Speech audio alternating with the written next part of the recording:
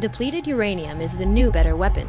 It is a byproduct of nuclear energy and weapons production and was first used on a large scale in the Gulf War. The UN estimates 2,500 tons have been dropped on Iraq, exposing all Iraqis and over 1 million U.S. soldiers to radioactive fallout. Ramsey Clark is a former U.S. Attorney General. He founded the International Action Center to oppose the First Gulf War. Along with Sarah Flounders, Clark and the IAC are trying to publicize the dangers of these weapons. The first large number of U.S. soldiers coming back from Iraq found themselves chronically ill. Flounder began an investigation by working with doctors and scientists. The other thing that we found in Iraq was the enormous increase in children born with birth defects and a noticeable increase in the rates of cancer. We began to ask, what is the impact of the radioactive weapons that the U.S. military was using? Now, when these soldiers come back, the wives complained of burning semen. In other words, these soldiers are bags of uranium leaking out of their bodies. If there is one lesson that soldiers don't need to be taught, it's that war is hell. Drawn into the military because of the shrinking pool of manufacturing jobs, a failing educational system, and the promise of money to pay for college, this so-called volunteer army is trapped in a prism of fear, hope, and fate.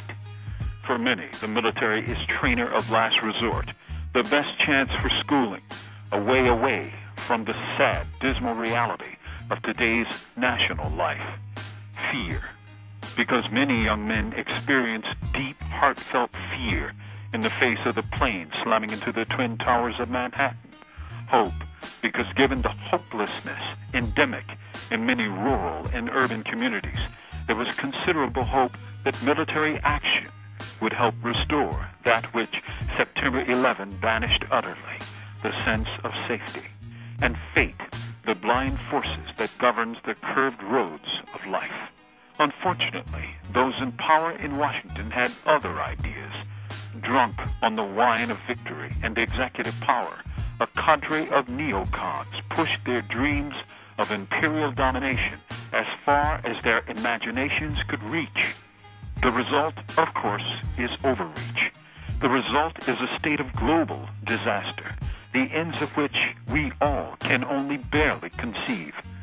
Who are the soldiers who have been trained, taught to kill, and sent into the field?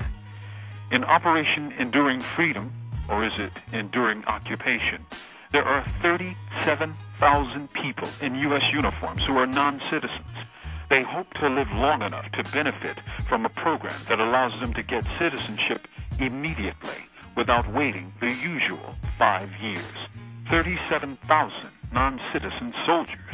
Rome, as it approached its latter years, promised a lesser kind of citizenship to barbarians on their borders who promised to fight for the empire. To the average Roman, they promised bread and circuses.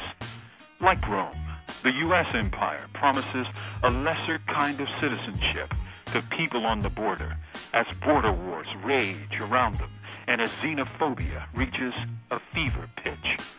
It doesn't promise bread and circuses, but rather American Idol and a chance to appear on a reality TV show. From death row, this is Mumia, Abu-Jamal. These commentaries are produced by Noel Hanrahan for Prison Radio.